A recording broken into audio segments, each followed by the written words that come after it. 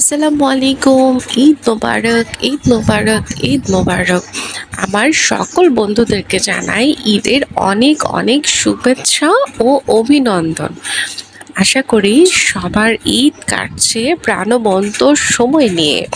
বছরের এই সময়টা মুসলিমদের জন্য সবসময় খুব কাঙ্ক্ষিত। সবাই অপেক্ষা করে দীর্ঘ ১ মাস রমজানের পর কখন ঈদের চাঁদ দেখা যাবে আর কখন আসবে সেই মধুময় সময় ঈদ।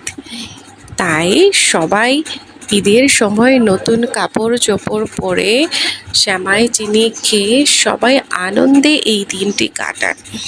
আবারও সবাইকে জানাই ঈদের শুভেচ্ছা। ঈদ মোবারক, ঈদ মোবারক, ঈদ মোবারক।